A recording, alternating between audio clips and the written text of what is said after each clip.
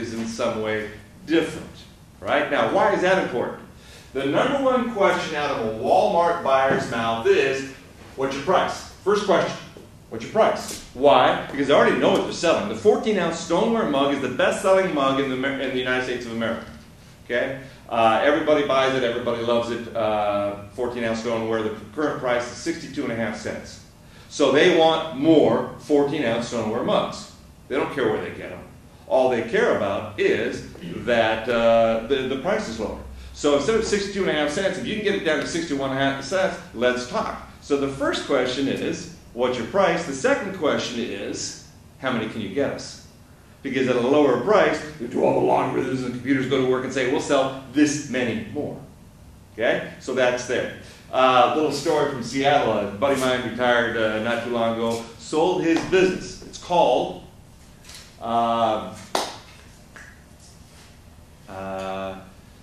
I'll have to remember what it is. But it was Kitchen Tools, Progressive International. Anybody recognize that name? No.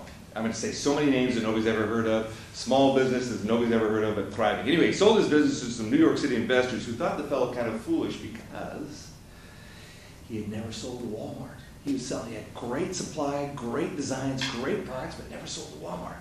So they kind of, he's going to say, we'll buy his business. We'll take his items, we'll sell them to Walmart, we'll make a killing. So they bought the business, they took their number one selling item, an ice cream scoop. Great design, took it to Walmart and said, here's the ice cream scoop. We want to sell it to Walmart. Walmart said, very good. We'd like to buy it. Tell us all about the metallurgy. Tell us everything it takes to make the metal part of that. Okay? Now, when you're done there, tell us all about the plastic. I said, well, why do you want to know all that? They said, well, because once we know exactly what you make, we put it on a live, worldwide auction. So all the suppliers in the world can look at it, study it, and tell us who can do it at the very least price. And then when we found those people, we buy it from them. If that happens to be you, great. If it's not you, we don't care. We buy it from the best.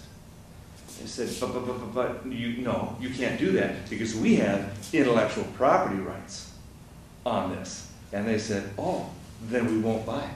We'll stick with the one we got. The intellectual property rights do no good, right? So, that's real world. So, price, them. Uniqueness, So anyway, I suspect there's a small import company for sale again in Seattle selling housewares, if that's what you are into. So probably a real discount right now. So their first question is how many. Well, first question, what's your price? Second question is how many? How many can you get? Okay. So then compare that to the specialty store buyers. The specialty store buyers and what their first question, we call them specialty, competing on design, competing on creativity, whatever you want to call it. First question out of the mouth of the buyers of the specialty stores is what's new? Because those stores at the specialty level, as opposed to Walmart, they compete on design. You go in there because it's specialty. The reason you walk into Whole Foods or Saks Fifth Avenue or Barney's or Des Midi is when you walk in there, you see the new. That's what brings you in. Okay? What is it? It's hard to explain, but you walk in and you go, oh, I'm glad I'm here. Okay? When you head into a Home Depot, you're looking for, potting soil, you're looking for an axe, you're looking for, you know what you want, you're going to get there. You're heading into Walmart, you got your list, you got your shopping list, you know what you want, you're heading in there. But if you're walking into a Saks Fifth Avenue, you're killing time. Probably, generally, you're looking for what's new and different. Or you think, I want some really nice shoes or whatever, so you head in there. So you walk in there, and that's that experience that comes from new products. It does not come from old products or standard products. So where do they find the products, especially store buyers, find the products that cause, let me back up here.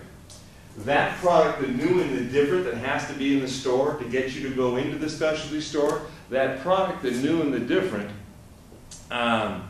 takes 80% of the buyer's time to find that product. Okay? 80% of the buyer's time is to find the new and different, but it's only 20% of their sales. Even though the new and different is in there, and everybody walks in and goes, marzipan cakes at Whole Foods, but they'll buy a chocolate cake. Okay, 8 out of 10 will buy the chocolate cake. 2 out of 10 will say, oh, I'll buy the marzipan cake. Okay? So, although it takes 80% of the buyer's time, it only is 20% of the sales of the store, right? Okay? The reverse of that is true too. 80%, the other 80% what the store does sell, that only takes 20% of the buyer's time. Why? Because they already know what that is. They know where to get it. It's just picking up the phone and reordering it. Okay? So that 80% is easy to get, takes 20% of the buyer's time. 20% of what they sell takes 80% of the buyer's time, so that is a problem for the buyers. What a challenge to find new and different to get you to walk into those stores. Okay? Where do they go to find those products? They know where to go.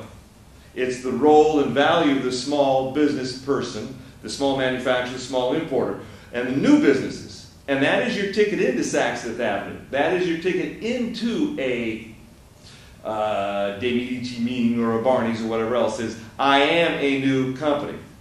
I have a new product. That's music to their ears. Now, you may have 8 or 9 seconds to hook them because they're busy people, but that's your ticket in. I'm new. Okay, not I've got the cheapest socks in the world, I got the best supplier of socks in the world. That doesn't cut it with them. They already know who that is, and it's not you.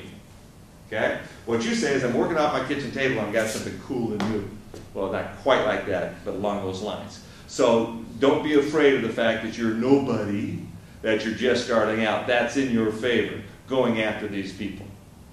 Okay? Now, what do they sell?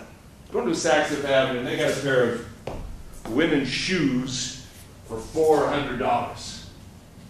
You go to Walmart, and they got women's shoes for 21 bucks. Tomorrow, all day long at Walmart,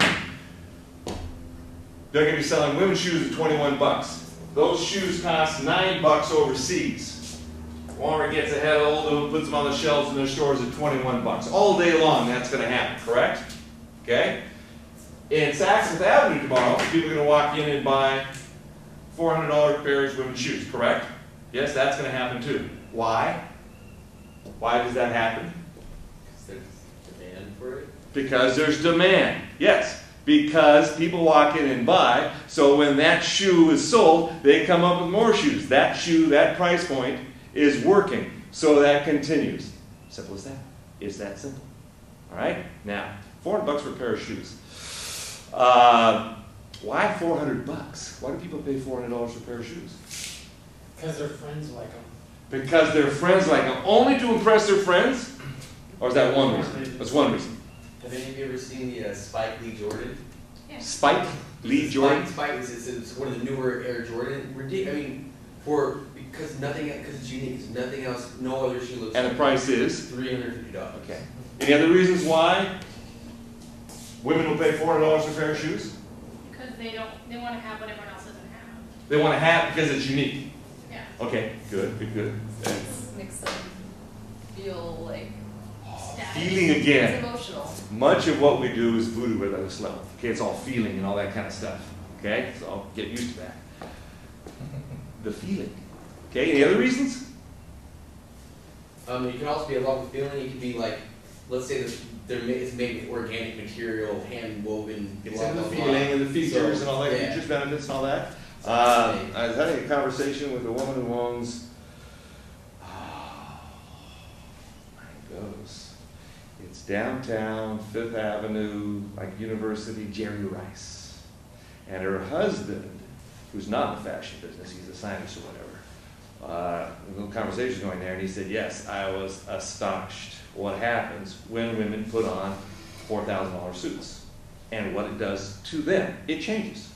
Okay, that's not just women, that's everybody. Okay? People change depending on the clothes that they're wearing. Costumes. Okay. $400 for a pair of shoes. Okay? So, could be that the shoes are better.